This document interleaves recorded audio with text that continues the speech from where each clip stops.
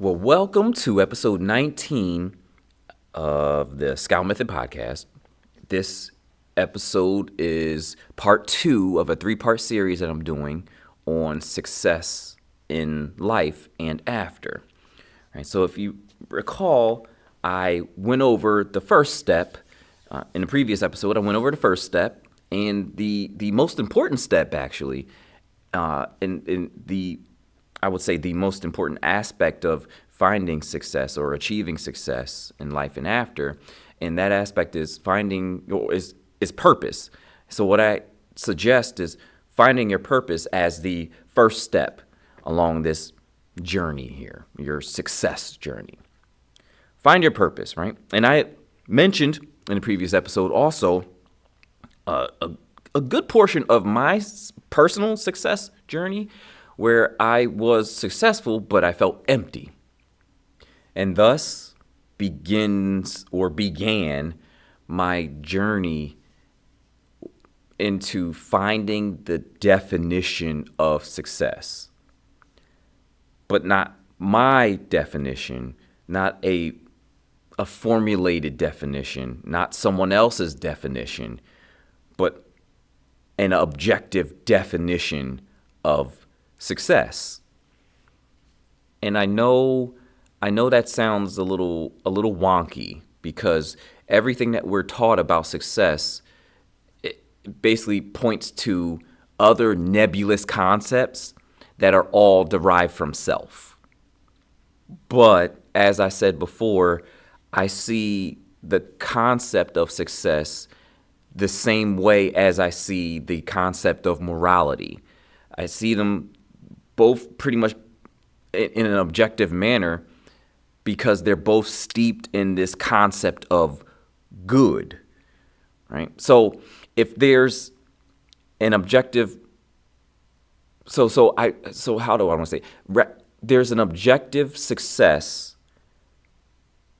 and an objective morality because there is an objective good. Thinking about that, I guess that's spoken like a true Christian here, right? So, but that's how I'm framing this whole thing, right? I had to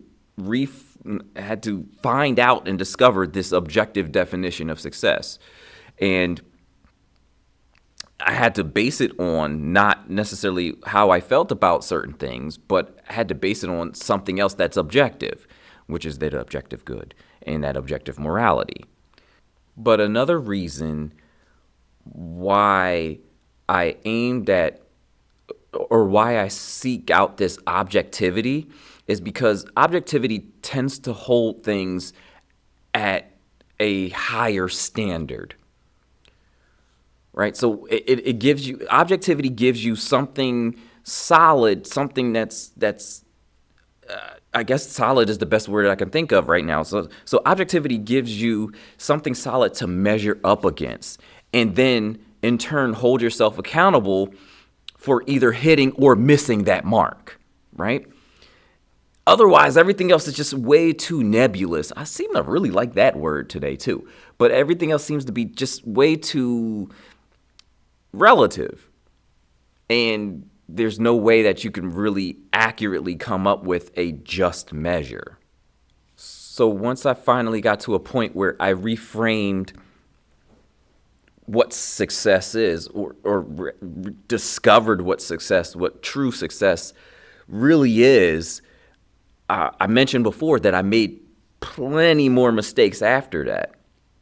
And it's just, and I think about this often, and I had to actually, believe it or not, and full transparency, I had to record this section a few times, or tried to record it a few times, because every time I get to a point where I think about all of the things, like the mistakes that I've made and the things that have happened in the past that I had no control over, I think about all of that stuff sometimes, and it's just like to think that I'm able to tell these stories and talk about these things now is still, it still gets to me.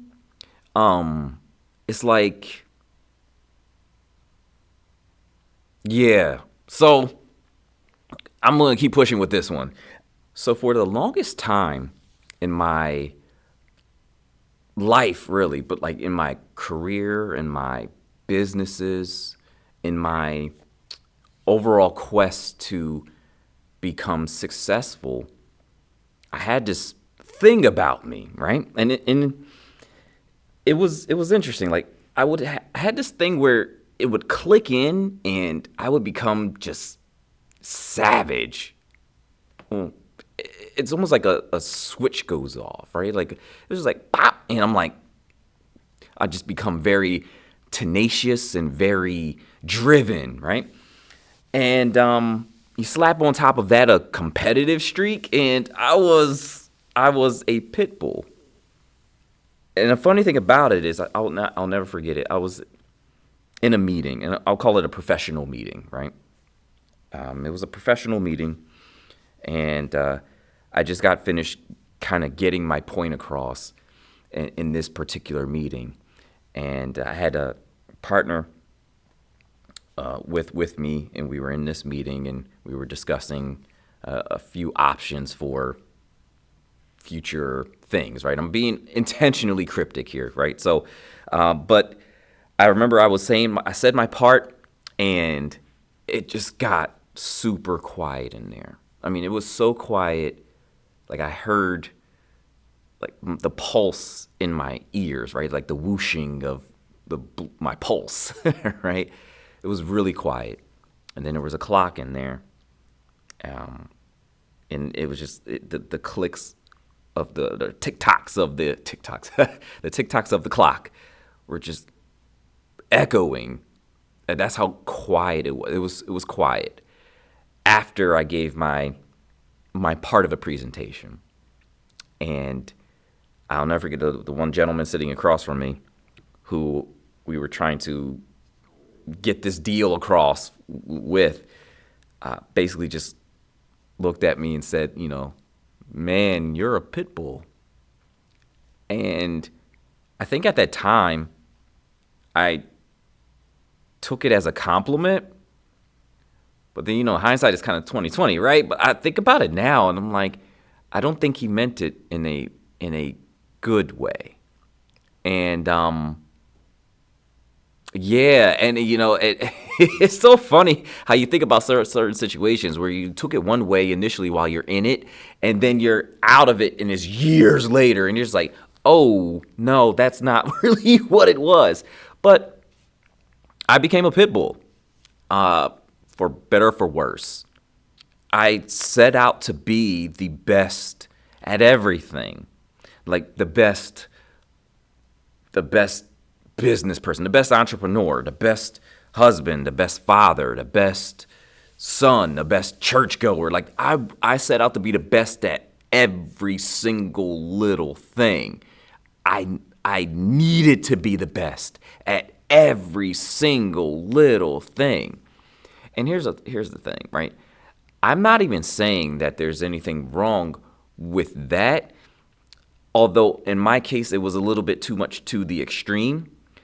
But what I am saying is that at that point in time, along that point in my success journey, I found out that I was getting a little bit more of the true success, but I had some character flaws that wouldn't allow me to actually live out my purpose. And then that just means that I wasn't actually able to achieve true success. Those character flaws were holding me back. You see, I worked really, really hard to appear successful. And I did that for very specific reasons. And this is, mind you, this is over years. This is over decades, right? Where I had to navigate around a whole bunch of different hangups that I had in order to get to a point where I can even have visibility on some of these character flaws, right? But I exhibited this grandiose behavior. I had a lack of empathy for others. And when it came to others, I didn't have much of an issue exploiting them either in this quest, right? And that sounds bad because it is, right? That's narcissistic behavior. The thing about it is, I had no idea that's what it was. And I didn't know that's what it was, and or even how it really came to be, because it wasn't always like that, right? So let's talk about like the grandiose behavior. That's basically, making things seem like they're bigger than what they actually are, making things that are concerning me, things that the actions that I'm taking, making all that seem bigger than what it was, right? And the thing is, that's something I actually picked up from the motivational speakers. And it wasn't like I was doing it because I needed all the attention. No, there were some motivational speakers that would be out there that would go out there and tell you, hey, sometimes you have to fake it till you make it. And so I faked it until I thought I made it. So I would make everything that I put my hands to, I would make it seem like it's bigger than what it was, right? There's even some career advice that I was given all that time ago, and some of that's still going on now, where you have to be your own advocate, absolutely.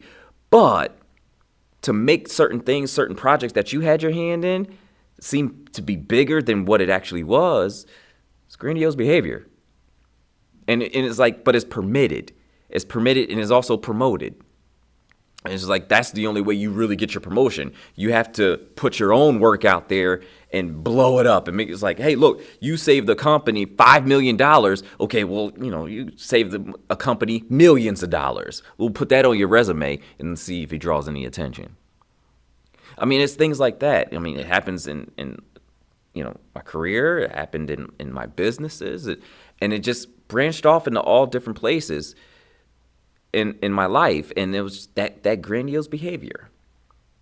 The fake it till you make it. The downside is if it's like, what happens if you don't make it?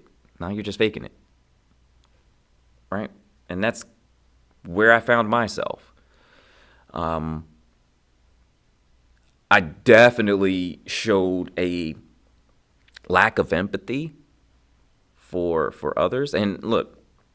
There's a reason why on one of the earlier episodes I talk about what corrupted empathy looks like, because I fell for that too, right? Like this is almost becoming a sort of like a journal type, diary type thing for me here. But whatever, I'm an open book at this point, right? But I definitely showed a lack of empathy for others, because when I went into that Pitbull mode, it didn't matter. If you were my competition, I'll knock you out. It's over. It's curtains for you. I don't care. I don't care what I had to do. I'm going to win. And that's unfortunate, because it's like a lot of that too is where I couldn't connect with people in a healthy way. So all of those business relationships, partnerships, career and business partnerships, relationships were awkward. There were a select few that were really, really good, and they're my homies. But and a lot of times it was just it was rough. It was rough. I was really, really rough around the edges, and I didn't know it. And I would often say, like, I would almost blame the person for feeling the way that they feel, and then just say, hey, like, get over it, right? Like, that's a complete lack of empathy along the whole path here, right? But then I would also exploit others.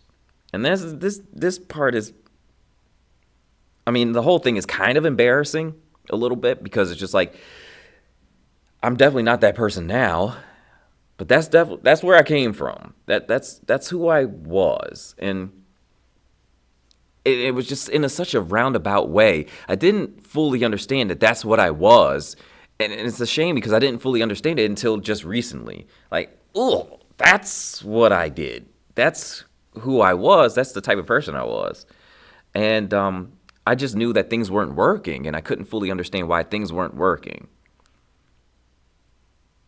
And then, I just sit back and think about, well, let me just keep pushing. So it's like, I would, especially like, when it comes to business, because then again, there's something else that you're taught repeatedly in business, right? It's like, you can, you don't necessarily have to be a nice guy. Like that, the whole saying, nice guys finish last, right? So that implies you have to be a jerk to be successful. You have to be a jerk to win. So I became a jerk to win. And it just doesn't, it's not good. And it wasn't good then. So in short, I had narcissistic tendencies where I turned everything into something about me. And I didn't really have much care for what happened to others along this way of my success journey. So, yeah, those are some pretty big flaws. Yeah, right? Those are some pretty big flaws. And it's crazy just thinking about it, because I don't know if I was actually like a full-blown narcissist or I just had narcissistic tendencies, or if there's even a difference, right? But it was one of those things where, like, most of the narcissists I've seen don't typically have this epiphany that I've had either, right? Because with a narcissist, everything is someone else's fault, right? At least in this instance here, especially when it comes as it pertains to success, I thought I was successful. It was empty. I was lost because of me, because of these tendencies, because of the way I went about it, because I did not have the character to actually get me there or keep me there. I mean, like, my character flaws were so bad at that point, it actually made me rethink my purpose. And the thing is, as I mentioned in the previous episode, your purpose is solid. That should be, once you figure it out, once you understand what you're here to do and what you're here to be, that doesn't change. It's solid. It's locked in. But my character flaws were so bad, it was making me rethink my actual purpose, because I wasn't finding any type of success in it. Nor did I have any like peace with it. So at the end of it all, like at this point in this journey here, the mistakes I made and the mistakes that I alluded to earlier and in the previous episode is that I put myself in high places and my character couldn't sustain me. So I had to deal with those character flaws first. And then we start to proceed from there. So that's what this episode is. The second tip to finding or to gaining or to achieving success in life and after is build good character. So, what is good character? Or before we can even get to that, what is character in the first place, right? Character, in a general sense, is the sum total of features and traits that form the nature of a person or a thing. It's where you get the word characteristic, right? Characteristic describes one of those features or traits about something that is innately bound to that person or thing, okay? But if we are to talk about character as it pertains to people and success, we have a slightly different direction that we need to go into here, right? So character, in this case, is a statement on how your deeds, your thoughts, and your intentions line up with morality. Not your morality, not my morality. Morality. Objective morality. And the hallmarks of good character, or rather, let me word it this way. The characteristics of good character are these as follows, right? The first one is integrity. And integrity is always being honest, always doing the right thing in a general sense. It's exhibiting moral uprightness even when, especially when no one is watching. Now, by definition, integrity is the state of being whole or undivided. Now, I really, really like that definition. I like that definition for a few reasons. But if we were to take that basic definition and apply it a little bit differently, but apply it to what we were just talking about a few minutes ago or a couple minutes ago, you would get integrity is the state of being undivided, as in your deeds, your thoughts, and your intentions are on one accord, all while lining up with morality. See, an example of this, let me think about this one for a second. So, an example of this would be if you don't want to do something good for someone with the thought process of you having an advantage over them and with the intentions of controlling them. Let me say that again. So you don't want to, in your action, do something good for someone if your thought process is that you'll have an advantage over them, and what you really intend to do is to have control over them. I'm going to leave that there for y'all to think about a little bit. Another characteristic is respect.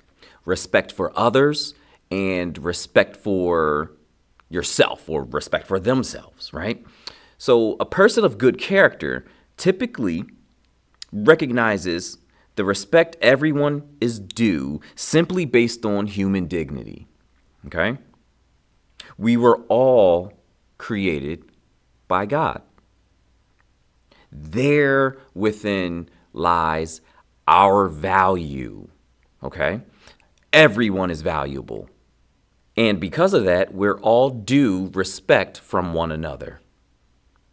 Not only that, but a person of good character also respects themselves. So they're not going to put themselves up in compromising positions. They know their boundaries and they know their value. They know their worth. But be careful with that last little part there, right? Because even that was taken and made into a phrase, and all of a sudden it's turned into some other meaning. When I mean know their value, they know that they were created by God, and innately their value is drawn from that, right? I do not mean know your value, know your worth, so go out there and get something that you didn't earn. That's something different. Okay? So a person of good character respects others and respects themselves. Another trait is self-discipline. So a person of good character typically is a disciplined person, meaning they have or they exercise control over their thoughts, their feelings, and their actions or their deeds, right? So that they're not, turned inside out by their own passions. And another trait after that is responsibility. So people of good character typically hold themselves accountable, right? So they tend to fulfill their duties and obligations. And that's all to say basically that their no's are no's and their yeses are yeses. So if they say they're going to do it, they do it. If they say they're not going to do it, they don't do it, right? So those are just a few of the, well, maybe it's more than a few. Those are just some of the traits that, or characteristics of a person with good character, okay? But now we have to draw this link. How do you go from here are some traits to obtaining and achieving success in life and after? So how does that, why is good character important in success? So first, a person of good character is a person of integrity. And a person of integrity typically means that they are a trustworthy person. And a trustworthy person, people are more likely to support a trustworthy person. People are more likely to collaborate with a trustworthy person. Because remember, the person that has integrity, person full of integrity, they always do the right thing. They are always honest. They hold themselves to a standard of moral uprightness, even when, and especially when no one is looking. So you could trust those people. So you can trust the person of good character. And in fact, that's part of what leads to the success. And that's why building good character is so important in this instance. And again, remember, a person of integrity is a trustworthy person, and that almost fast tracks the ability to foster good relationships, right? And you know that phrase, that saying, I think it's an ancient proverb. It's an African proverb, maybe? I'm not even sure. I think it is an African proverb, but it's like, if you want to go there fast, go by yourself. If you want to go, or you want to go fast, go by yourself. If you want to go far, go together, right? Relationships are key to finding success in life. They're absolutely key, right? So a person of good character is a person of integrity. A person of integrity is a trustworthy person. A trustworthy person is more likely to build these relationships because people are more likely to support them, and people are more likely to collaborate with them. They want to work with that type of person, a trustworthy person.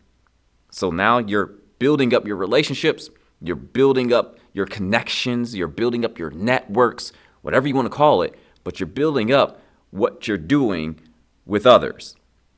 That integrity, though, so it does two things, right? It does the first thing in terms of it's basically signifies that you're a trustworthy person, so more people are more likely to collaborate with you. But that integrity also builds up a reputation for you, right? So if you're a person of good character, you tend to build up the reputation as such, right? So then more people will want to work with you, right?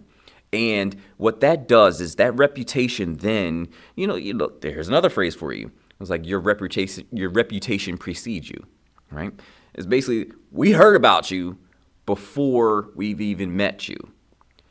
You would want that to be of integrity, right? You wouldn't want a bad reputation to precede you, right? So typically how it works is you have a person of good character and they are full of integrity and they build up a name for themselves as being a person who is trustworthy and who is full of integrity. What that does then, it opens up doors for you that you typically would not be privy to. Like it allows you to be put in positions and places and rooms that you would not be privy to otherwise. And here was my big problem, right? I did not build up my character enough to sustain me in these high places that I put myself in, right? So remember, I was talking about my journey, my success journey at that point. So the advice here, the big point here is to build up your character and let your character put you in those rooms and put you in those high places and put you in and open up those opportunities for you. That way, your character is also able to sustain you in them. And I want to sit here for a little bit, just a little bit more, because as I'm saying this, I'm thinking about it again, and I'm like, yeah, I mean, I put myself in so many different high places and put myself in front of high people, and I had a reputation that preceded me that was that was not of good character, right? So it was just very interesting. Like, I put myself in these high places and then I got kicked out. That's essentially what happened. I put myself in these places. I set myself up in these opportunities. I put myself in these meetings, and I got kicked out because my character wasn't enough. I didn't build up my character enough to be able to sustain me within it. And that's another big reason why building up good character is vital to achieving success. And even going a step further than that, like, people of good character also tend to be really good leaders, right? I mean, they have all of the traits of an amazing leader, right? They're responsible, they're disciplined, they respect others, and they tend to be courageous, confident, they show humility. I mean, the best leaders do, right? I'm not saying every single leader that's in a higher up position or in a leader in a position, a leader of people, whatever, that they show all of these all the time. There's plenty that don't show any of these. It kind of makes you question how they got to where they were in the first place. But that's another story, another day. In this instance right here, all of those traits that I listed off to you, they're all traits of good leadership. Okay? A person of good character also tends to build resilience, right? Meaning they can endure setbacks and still keep their wits about them. Self-discipline plays a big role in this as well, right? So those are all like those, and I just took that handful of traits, and that each one of those, that's how they lead to success in life and after, right? But there's even more to this story here. Look, good character is so important to success. I mean, there were ancient philosophers, they opined about this idea all the time, and they've done it for forever, right? One in particular, Aristotle, believed that virtues and good character is the pathway to human flourishing, or what he called eudaimonia, right? And he basically broke it down. And I mean, he has a whole, or he had, or has, I guess has, a whole line of thinking, a whole line of teaching on it. And he wrote his Nicomachean Ethics, right? And that basically just breaks down that entire concept into granular detail, right? But he describes that good character involves rationality and the ability to make wise decisions, right? Ones of good character are guided by reason and typically have balanced and harmonious lives, right? But he formed this entire teaching.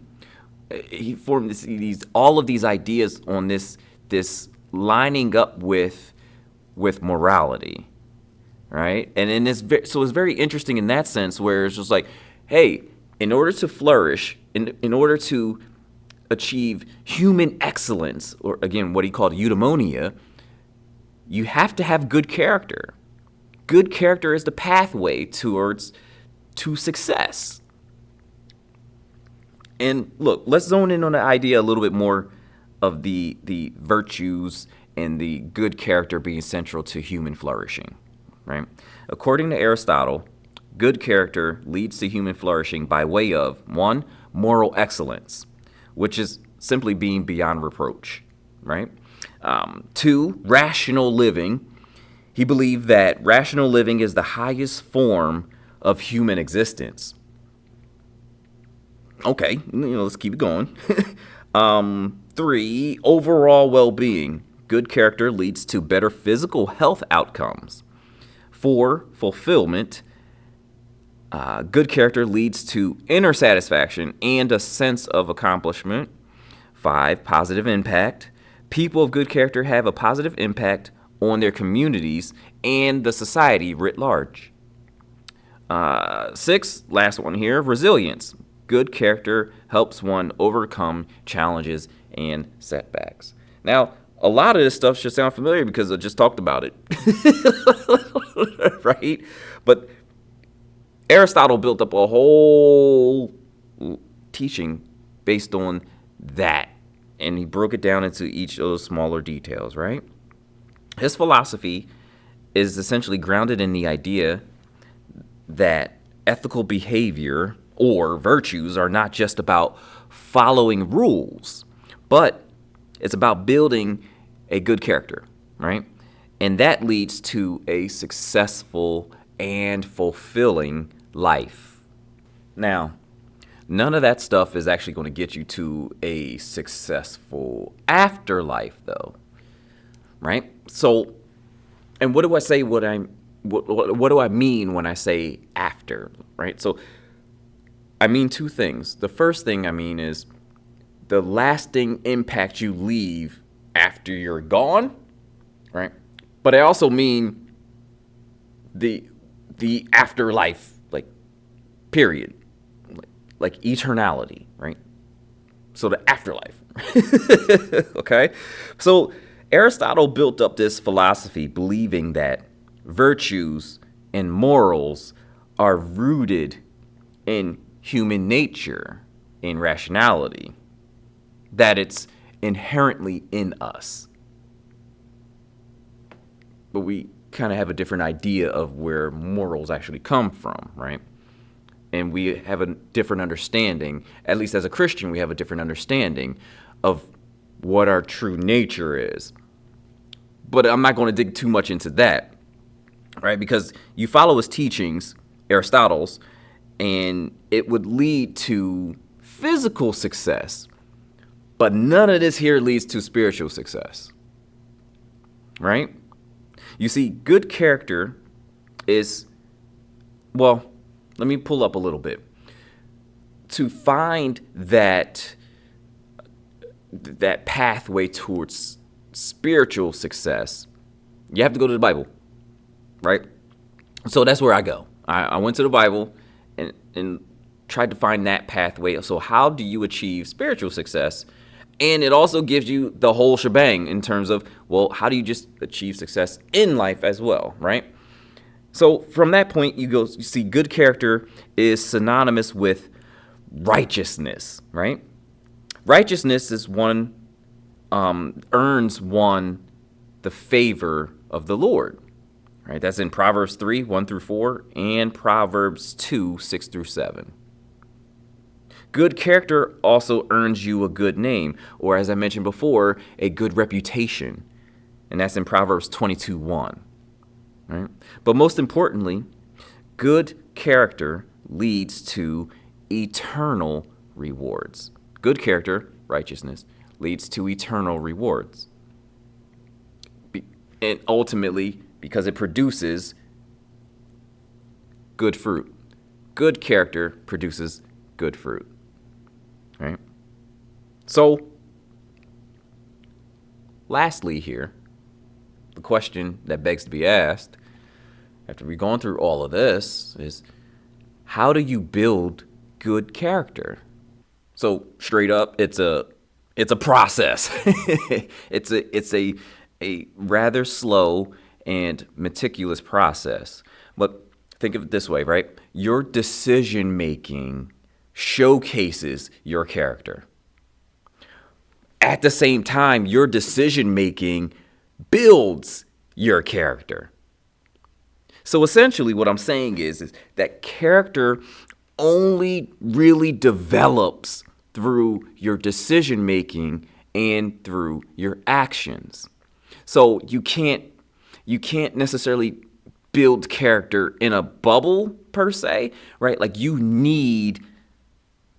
couldn't build it by yourself. You need feedback. You need somebody to say like, oh, because how do you know you're doing the right thing? Like people are important in this process of building character.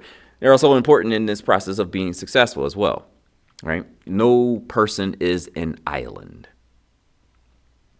But according to Aristotle, one must understand what virtues are and why they are valuable.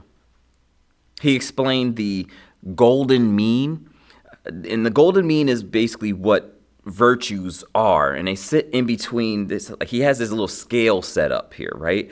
On one side is excess and the other side is deficiency. And he says virtues sit in the middle of those two extremes. Now I gotta apply a little bit more thought to that one, right? But it up front, it seems to make sense to me. And so in terms of like the bigger picture of building good character and leading to, human success, right? According to Aristotle, right? But he also believed that building good character is a gradual process that involves education and practice, okay? So once one understands what the virtues are, then they constantly practice those virtues. He also believed that teachers and mentors play a big role in building good character. And he added this additional part to it where it's just like also a person must be able to self-reflect, right? And that's kind of just keeping track of where they are in the whole process. So that's according to Aristotle, though. But building good character, according to the Bible, involves living a life that aligns with its principles and teachings. Okay?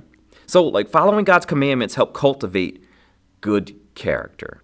As a part of this, loving God and others becomes a mainstay of good character. In the Bible, a way to, or the way, essentially, to good character, it's to practice the fruits of the Spirit.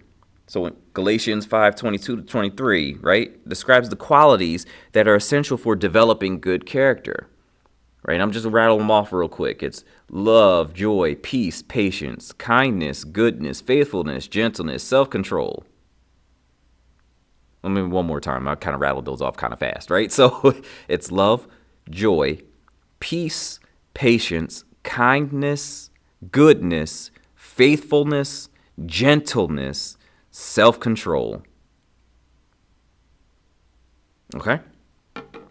And those are the fruits of the Spirit. Those are essential for building good character. You also have to be humble and show humility. Not quite the same thing here, right? So to develop good character, one must humble themselves, or in other words, make themselves low to the Lord, right? Before the Lord. But with man, show humility. In other words, don't make yourself higher than any other being, right? Also practice forgiveness, serve others, and regularly seek God's guidance. Doing these things involves self-awareness, it involves practice, and ultimately a commitment to strengthening character. Right? And that's pretty much it. Right? That's how you build good character. And I just wanted to mention just one more thing, right? Because it's really it amazed me when I thought about it, right? Because it was like I think about my life and I go over the whole thing and everything, and I find myself putting myself in these rooms, putting myself in high places, because here it comes again, right? I didn't show humility, right? I made myself better than the next, right? And I had this whole grandiose idea of, faking it till I made it. So I was already super successful, this, that, and the third, blah, blah, blah. I was the best. Me. It was terrible. It was terrible. And I put myself in these high places. I didn't show humility. It's just like, it's one of those things where I definitely did not have the character to sustain me in these positions. So I give you all of this advice. I give you all of this stuff. And we combine it with our first thing here, right? We find purpose first and foremost. Now build good character, right? All of that stuff gets you to operate in such a way that you are essentially living as the person you were created to be. right? And there is nothing like that anywhere. Because that's where truth is. That's where peace. I cannot overstate the importance of having peace in your life, peace in the decisions that you're making, peace in the character that you're building, peace in pursuing and obtaining and achieving things along the lines of your purpose. Like that peace, there is nothing like that, right? Because you just know that you're doing what you're here to do. All right. So that's tip 2. Tip number 2 of 3 of trying to, or how to achieve success in life and after. And, work on these things, work on those small things, build good character, right? Think about what you're thinking about. Think about the decisions that you're making. Think about the intentions behind those decisions, right? Think about how they turned out, right? Things like that. And little by little, you'll find that things are being opened to you because you're a person of integrity, because you're a trustworthy person, right? This is a big pathway towards success in life and after. Okay? All right.